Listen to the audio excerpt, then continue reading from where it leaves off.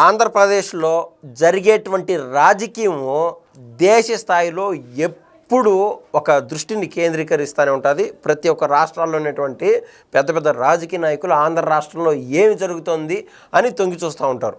అంటే అంత వాడివేడిగా జరుగుతూ ఉంటుంది. ఇక్కడ వాస్తవంగా టీడీపీ, జనసేన, బీజేపీ ఒక పక్షము, ఆపోజిట్ ఏ పక్షం ఉన్నదంటే విపక్షంలో ఉన్నటువంటి వైఎస్ఆర్సీపీ ఉన్నది. కానీ ఈ వైఎస్ఆర్సీపీ వాళ్ళు చేసేటువంటి ఆగడాలు, దౌర్జన్యాలు, దాడులు, అవినీతి మూలాన ఎప్పుడు కూడా కొరకరాని కొయ్యి మాదిరా, పంటి కింద రాయి మాదిరా ఈ యొక్క అధికార పక్షానికి ఎప్పటికప్పుడు కావాలని ఏదైనా అభివృద్ధి పదంలో జరిగేటువంటి ఏ కార్యక్రమాలకు కూడా డైవర్షన్లో భాగంగా వైసీపీ వాళ్ళు పూర్తి స్థాయిలో ప్లాన్ చేస్తూనే ఉంటారు. అందులో భాగంగా వాళ్ళు సక్సెస్ అవుతూనే ఉంటారు. వీళ్ళకి రావాల్సినటువంటి క్రెడిట్ని కాస్త వీళ్ళు చోరీ చేస్తూ ఉంటారు. అదేవిధంగా ఆంధ్రప్రదేశ్ కాకుండా తెలంగాణ రాజకీయంగా మనం కనుక పరిశీలించి చూస్తే ఇది వరకు మాదిరా తెలంగాణ రాజకీయం అంతా చాలా సప్పగా ఉంటుంది రేబా, అదేముండదు, ఏదైనా రాజకీయం అంటే ఆంధ్రానే అనుకునేవాళ్ళు. కానీ ఇప్పుడు కేసీఆర్ గారి యొక్క అద్భుతమైన బ్రెయిన్, ఆయన మాస్టర్ ప్లాన్ మూలాన ఆయన మైండ్ నుంచి వచ్చినటువంటి మరో పార్టీ ఏదైతే టీఆర్ఎస్ ఉన్నదో అందుమూలన ఇప్పుడు తెలంగాణలో కూడా రాజకీయం అనేది వాడివేడిగా ఉండదని స్పష్టంగా చెప్పచ్చు. అసలు కేసీఆర్ గారికి టీఆర్ఎస్కి ఏం సంబంధము అని మీరు క్వశ్చన్ చేయొచ్చు. ఎందుకంటే టీఆర్ఎస్ అనేటువంటి పార్టీ అధ్యక్షుడిగా ఉన్నటువంటి కేసీఆర్ గారు ఆయన కాస్త దేశీ రాజకీయాల్లోకి పోదాం, దేశకి నేతగా ఉందామని చెప్పి ఆయన గతంలో అటు పంజాబ్కు ఒకసారి పోయి రావడము, అదేవిధంగా మహారాష్ట్రలోనే కొంతమంది రైతులకు వీళ్ళ దగ్గర ఉన్నటువంటి కొద్దిపాటి డబ్బులు ఇవ్వడము, ఇంకా వెస్ట్ బెంగాల్కి అటు ఇటు పయనించడము, ఒరిస్సాకు పోవడము, రకరకాల ప్రయత్నాలు చేశారు. అయితే రెంటికి చెడ్డ రేవడం మాదిరా కేసీఆర్ గారు ఇక్కడ తెలంగాణలో ఎంపీ ఖాతానే తెరవలేకపోవడం అనేది విడ్డూరము, వింత.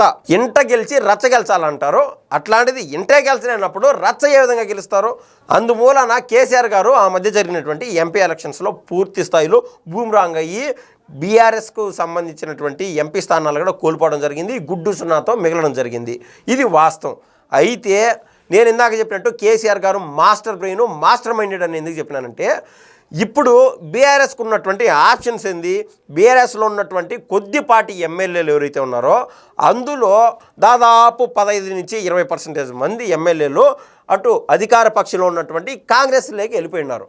ఇంకా ఎవరైతే కొంతమంది గోడ మీద పిల్లి మాదిరినటువంటి కొద్దిమంది ఎమ్మెల్యేలు కూడా అటు మనం బీజేపీ లేకపోదామా లేకుండా కాంగ్రెస్ లేకపోదామని చెప్పి వాళ్ళు చాలా ఆలోచనలు చేస్తూనే ఉన్నారు అనేది కూడా వాస్తవం.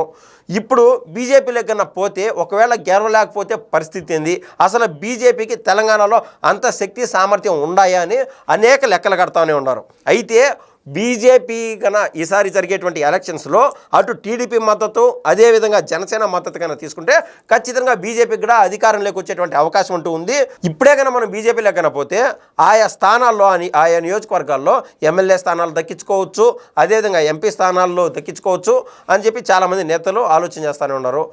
ఇందుమూలాన కేసీఆర్ గారు తనకు సంబంధించినటువంటి బీఆర్ఎస్ పార్టీని రక్షించుకోవడానికి, కాపాడుకోవడానికి ఆయన పూర్వం చేసినటువంటి తప్పులు ఏవైతే ఉన్నాయో, ఏదైతే గొర్రెలు స్కామ్ కావచ్చు, అదేవిధంగా ఆయన బిడ్డైనటువంటి కేటీఆర్ గారు ఏదైతే కార్ రేసు దానికి ఆ రేసు స్కాములు కావచ్చు, ఇంకా అనేక స్కాములు, ఇంకా మేడిపండు మాదిర ఏదైతే మేడిగడ్డ అది కూలిపోయిందో ఆ స్కామ్ కావచ్చు, కాళేశ్వరంకి సంబంధించినటువంటి స్కామ్ కావచ్చు, అనేక స్కామ్స్లో ఇరుక్కొని లక్షల కోట్లు అప్పు చేసి తెలంగాణకి బాధ పెట్టాడు, తెలంగాణని ఇబ్బంది పెట్టాడని చెప్పి అందరూ తెలంగాణ ప్రజలు ఇవాళకి చెప్పుకుంటూనే ఉన్నారు, బాధపడుతూనే ఉన్నారు.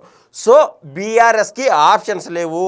నేను ఎందుకు ఈ మాట అంటున్నానంటే టీఆర్ఎస్గా ఉన్నప్పుడు ఏదైతే కేసీఆర్ గారి చేతుల్లో ఆ యొక్క పార్టీ పగ్గాలు ఉన్నాయో బీఆర్ఎస్గా రూపాంతరం చెందిన తర్వాత బీఆర్ఎస్ పగ్గాలు కాస్త కేటీఆర్ గారి చేతలోకి వినాయి.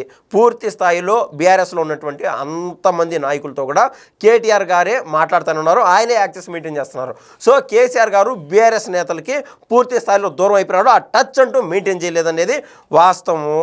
ఇదిగాక తెలంగాణలో, తెలంగాణ నాడిలో, తెలంగాణ డిఎన్ఏలో ఉన్నటువంటి తెలంగాణ సెంటిమెంట్ ఏదైతే ఉండదో, తెలంగాణ ఉద్యమ స్ఫూర్తి ఏదైతే ఉన్నదో అది పూర్తి స్థాయిలో టీఆర్ఎస్ పార్టీ నుంచి బీఆర్ఎస్గా మారిన తర్వాత కోల్పోయింది అనేది వాస్తవం, 100% వాస్తవం అని చెప్పి తెలంగాణలోని మారుమూల గ్రామాలకు పోయి ఎవరిని అడిగినా కూడా వాస్తవంగా చెప్తారు. ఆ సెంటిమెంట్ బీఆర్ఎస్ పూర్తి స్థాయిలో కోల్పోయిందని చెప్పి.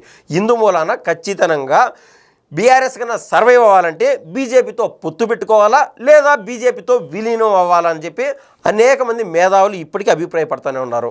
ఒక్కవేళ ఇదే కన్నా జరిగితే కేసీఆర్ గారు ఇన్నాళ్ళు నిలబెట్టుకున్నటువంటి ఖ్యాతి ఏదైతే ఉండదో, తెలంగాణ సెంటిమెంట్ కావచ్చు, తెలంగాణ పైన ఆయనకున్నటువంటి ఆలోచనలు కావచ్చు, అందుమూలన రాష్ట్ర ప్రజలు ఆకర్షితులు అవడం కావచ్చు, ఇవన్నీ బేరీ చేసుకొని ఏదైతే స్పేస్ క్రియేట్ అవుతుందో బీఆర్ఎస్ లేకన్నా బీజేపీకి పోయినప్పుడు ఉన్నది కాంగ్రెస్, అదేవిధంగా బీఆర్ఎస్తో పొత్తులోని బీజేపీ. ఈ రెండు పక్షాలు కాకుండా కేసీఆర్ గారు ఎప్పటికీ తెలంగాణ పైన ఆయన కుటుంబం యొక్క అజమాయిషి చలాయించాలని చెప్పి ఆయనే పూర్తి స్థాయిలో ఆలోచన చేసి ఆయన బిడ్డ అయినటువంటి కవిత గారిని సైడ్ లైన్ చేసి ఏదైతే ఇన్నాళ్ళు బీఆర్ఎస్ వాళ్ళపైన లేదా టీఆర్ఎస్గా ఉన్నప్పటి నుంచి కూడా ఆడబిడ్డలకి అవకాశం ఇవ్వరు, ఈవెన్ చట్టసభల్లో కూడా వాళ్ళకి అవకాశాలు లేవు, మంత్రులు కూడా చేసిన పాపన బాగలేదు అనేటువంటి మాట ఏదైతే ఉండదో, అందుకు కవిత గారిని ముందలు పెట్టి కవిత గారు గతంలో జాగృతి సంస్థ ఏదైతే పెట్టారో ఆ జాగృతి సంస్థ మూలన పల్లికు ఆవిడ చేరువైనారు. ఇప్పుడు బీఆర్ఎస్ అనేది పార్టీ యొక్క పరిస్థితి ఏ విధంగా తయారైందంటే, బీఆర్ఎస్ అనే పార్టీ పెద్దదైతే కావచ్చు, పెద్ద ఓడైతే కావచ్చు, అయితే ఇప్పటికే ఎప్పుడైనా ఈ పెద్ద ఓడ మునిగిపోతుంది, ఈ స్టీమర్ మునిగిపోతుందని ఆలోచన ఉండేవాళ్ళు, అభిప్రాయం ఉండేవాళ్ళు ఎప్పటికప్పుడు చిన్న చిన్న నావలు కావచ్చు, పడవలు కావచ్చు, అవకాశం దొరికిన ప్రతిసారి ఇతర పార్టీలకు జంప్ అయిపోయినారు. ఉండేది కొద్దిమంది, ఉంటామా ఊడతామా మునిగిపోతుందా ఎట్టుంటుందో తెలియని పరిస్థితిలో, అసలే చీకటి దారంతా గతుకులు ఎట్టుంటుందో పరిస్థితి లేదు అనేటువంటి ఈ క్రమంలో ఇక్కడ కవిత గారి రూపంలో ఒక చిన్న పడవ దారిని పోతూ ఉంటే వీళ్ళందరూ ఆ పడవలో షెల్టర్ తీసుకోవాలా, ఆ పడవ మూలాన బయటికి ఒడ్డుకు చేరాలని చెప్పి వాళ్ళందరూ అభిప్రాయపడుతున్నారని అనేక మంది ఇప్పటికీ చెప్పుకున్నారు. అయితే బీఆర్ఎస్ వచ్చి బీజేపీలోకి పోయినప్పుడు కవిత గారిది సపరేట్ పార్టీ ఉంటుంది.